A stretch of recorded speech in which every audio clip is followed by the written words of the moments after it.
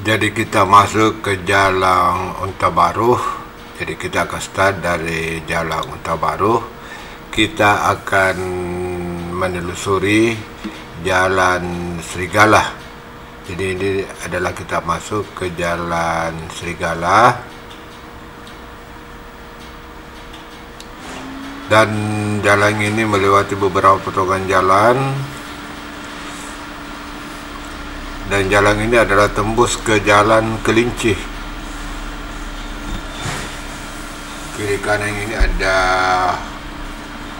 toko.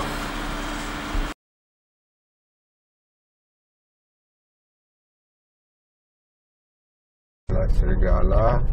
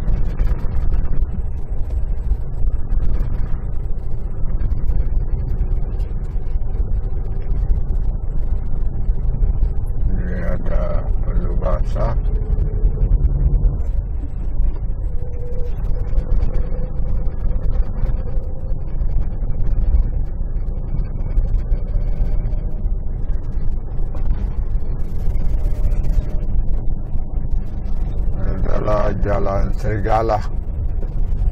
Ini pesannya perlu bahasa.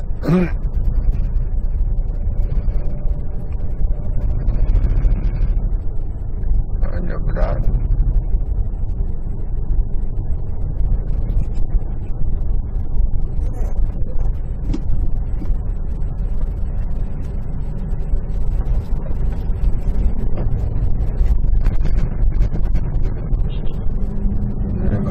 Jalan Serigala. Ini palu bahasa paling terkenal.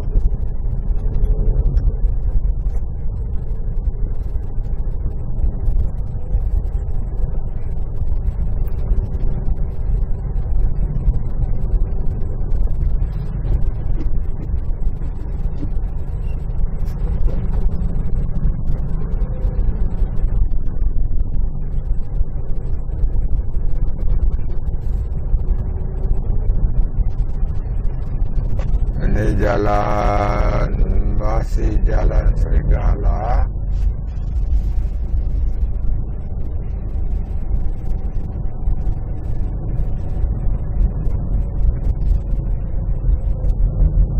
Kita nyebrang.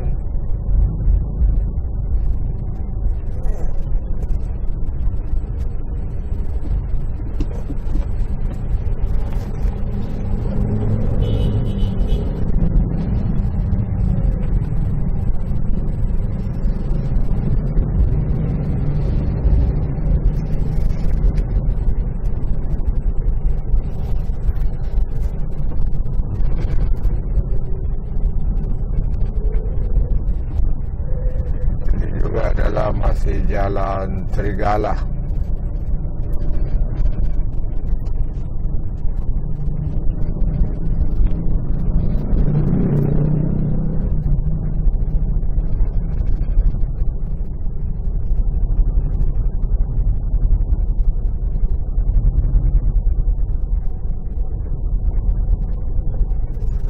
Dia agak panjang juga Jalan Serigala.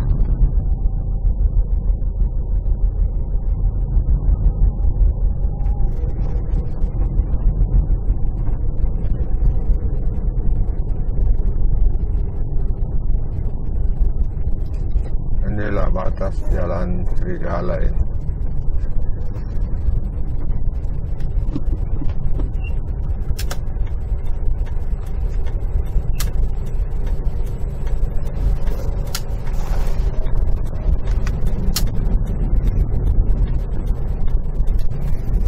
Kita keluar.